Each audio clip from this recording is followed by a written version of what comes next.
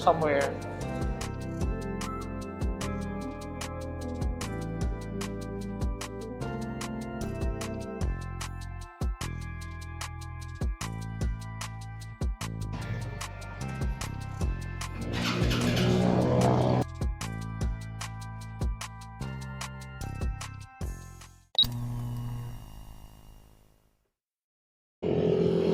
Hello guys, what's up? Magandang tanghali, it's me, Casual Riding TV. So this is our second vlog since nung nag-hiatus tayo sa pagbablog. Tapos na naman ang isang linggo ng work schedule. And right now pauwi na naman ako ng Subic. So ganito lagi ginagawa ko every weekend. I'm making most of it. Kaya habang naka-fix pa ako ng Saturday, Sunday off, uwi ng Subic para makipagbanding sa mga bata, sa family. Alright, dito na tayo sa entrance ng Omega Dike. So dito ako dumadaan kapag umuwi ng Zambales kasi ayun, nilagpasan mo yung traffic ng MacArthur. Tsaka ang ganda ng kalsada rito. Medyo ingat-ingat lang kasi madalas din na-aksidente. Medyo makukulit din mga motor dito eh. Tinutulak ako ng hangin papunta sa kanan. Partida mabigat Pacifico niyan ha. And ingat-ingat lang tayo. Kasi lately sobrang bano natin magmotor. And ayun nga yung isa sa mga pagkikwentuhan natin today. Gaya nung pinakita ko sa ending ng video ko previously, or nung last upload ko. Kung napanood nyo yun, nakita nyo yung S125 natin na puro tama, no? Unfortunately. So yun, no? Mahiwa tayo. Kung ano-ano sinisita ng LTO, kung ano-anong ginagawa nila ng restrictions. Pero itong mga itong magtataka ka paano nakakapasa ng emission testing, no? Tingnan nyo, ang iitim ng usok.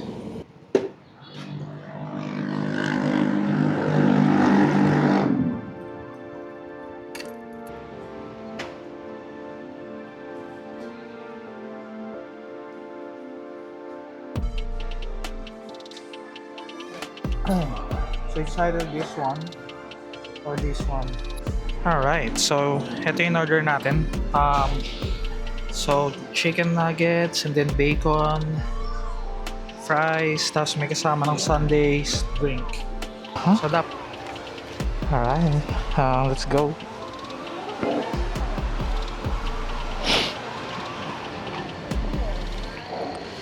Grabe ang init. And tinignan ko yung video natin. Hindi ko alam. Pero siguro dahil nakadilag M ako, kaya parang overexpose yung sky. But let's try to fix it pagdating natin sa editing. Hopefully watchable, no? So ayun nga, what did I learn from the crash? Well, I don't know. Awareness talaga, no? Yeah, you can also say na paulit-ulit lang yung nangyayari sa kalsada. Yeah, sometimes. But the point is you have to be ready for everything. Diba? And yeah, some realization. Well, for me of course, alam ko yung fault ko. Alam ko yung naging pagkukulang ko sa part na yun, but I also blame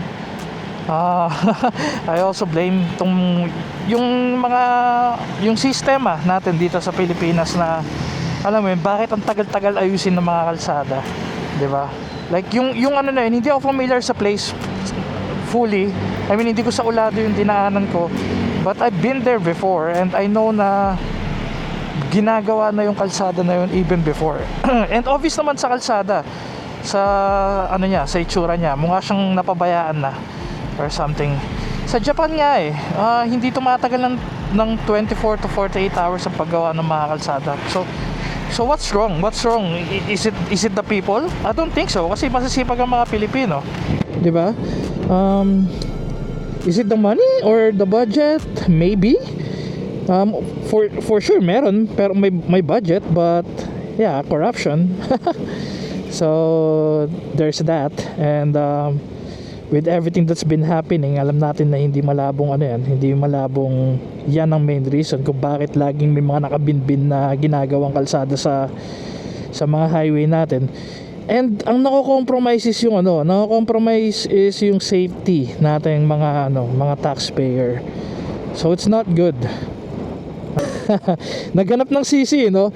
Well, you could say that, pero totoo din naman yung sinasabi ko, 'di ba? But yeah, hindi ko inaalis yung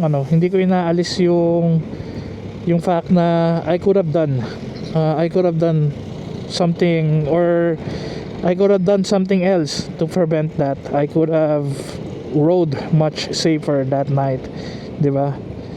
And yeah, it could end up worse, no? And kaya thankful din talaga ako na although malaki ang gastos doon sa motor, wala akong injury, wala akong permanent damages sa katawan or whatnot. And in fact, nakapasok pa ako after nung accident. Nagpahinga lang ako for 1 hour. So late tayo ng isang oras. And and ayun.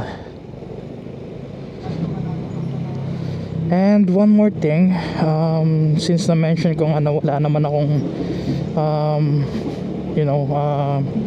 injury na malala talaga, but one thing I noticed since the crash is parang sobrang parang naiilang ako magmotor ngayon, like yung katawan ko ina-anticipate yung crash or yung fall every time na may corner or may mga liko-liko na ganyan, or every time I hit my brakes. So yeah, I guess yun yung naging epekto niya sa akin, which I have to overcome, kasi kapag hindi, mas lalo lang ako ma-aksidente. And yeah, and gaya nga nung post ko sa Instagram, ABS helps. So I hope maging standard sa mga motor na merong ABS. Si S125 wala kasi ABS So that's one thing that could have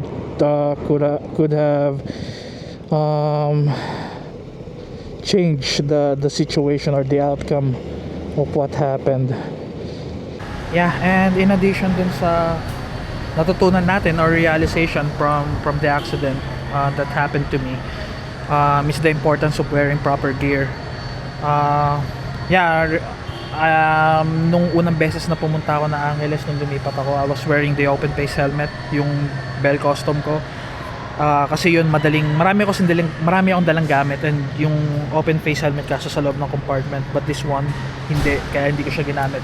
But good thing, nung nangyari yung accident, eto yung gamit ko, kasi imagine kung yung baba ko nag-absorb ng impact na yan. So hindi siya basta gas-gas lang, guys, as in gumuhit talaga siya. And then meron din sa mga area na yan. So yeah, imagine kung mukha natin yung nag-absorb ng impact na yan, di ba? Di nagpapagaling ka sana ng gas-gas sa mukha, or worse, nagpeklat, di ba? Yeah, sa kabila wala naman, kasi sa right side lang talaga ako bumagsak. Yeah, nakakainayang, masakit na, of course, this is a Naray helmet. But yeah, sabi nga ni wifey, hindi kailangan panginayangan, kasi yun naman yung purpose ng helmet, is to protect your head, your face, yung bungo mo. So ayun, yun lang naman.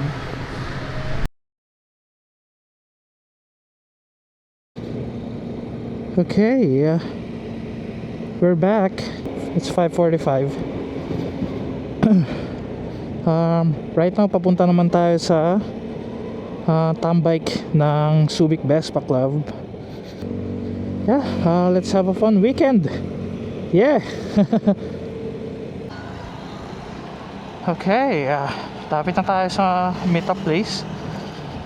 Meron na yata doon na yata sila Vice.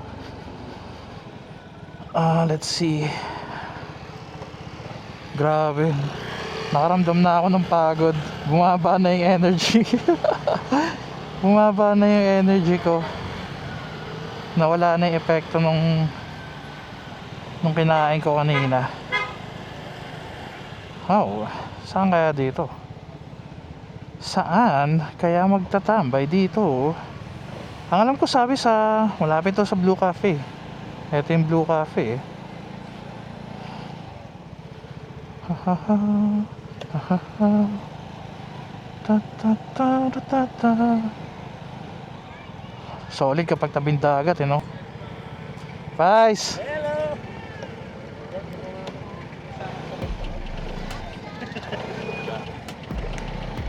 Grabe oh. GTS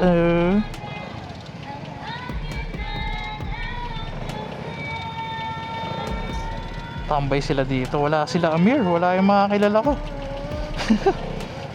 Okay lang yun.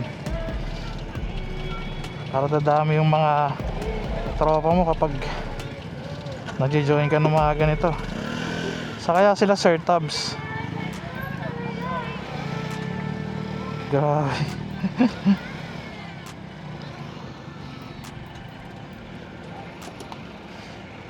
Guys, asa na po sila Kuya Bubong? Ayun po, nakasaan yung mga... Dumaan po ako sa Sibol, walang ano eh, walang... Hindi ko alam kasi baka kausap na ako.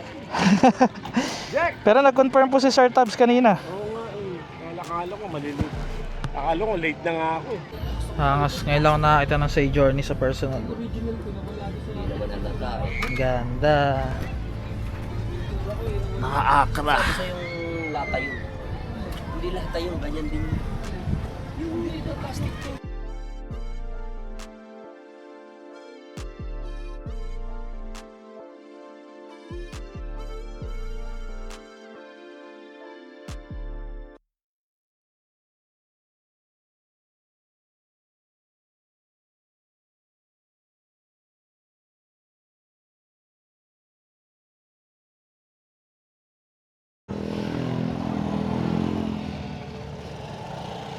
Alright, nahanap na tayo nila Ermat.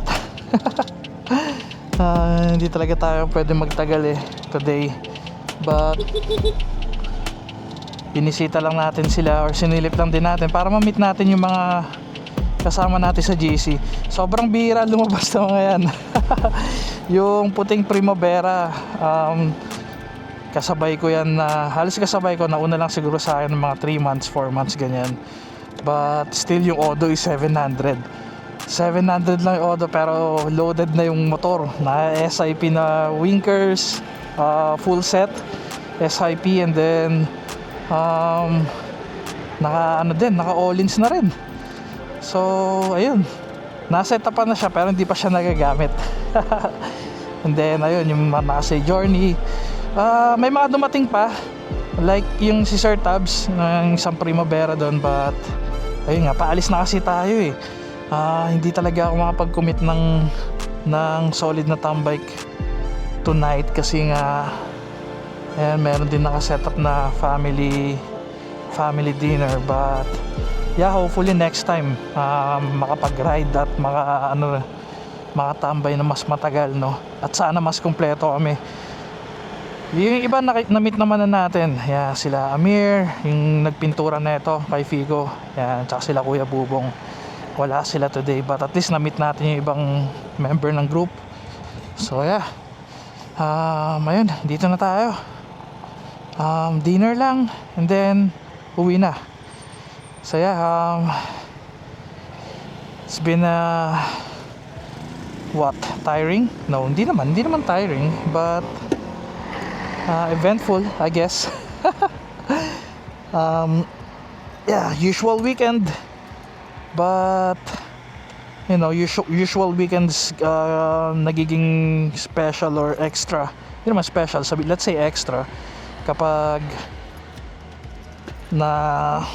nagagamit or naibabond mo with, you know, with family. Kaya that's good. And ayun, meet up ng Vespa Boys or Vespa Subic. So yeah, thank you for watching, guys. If you're new to my channel, please do like and subscribe. And hopefully makabalik tayo sa mga long rides bago magsimula ng full blast yung work natin, no? So yeah, and as always, isasama ko kayo. Alright, so okay. Ride safe and stay safe. And yeah, yun lang. Bye!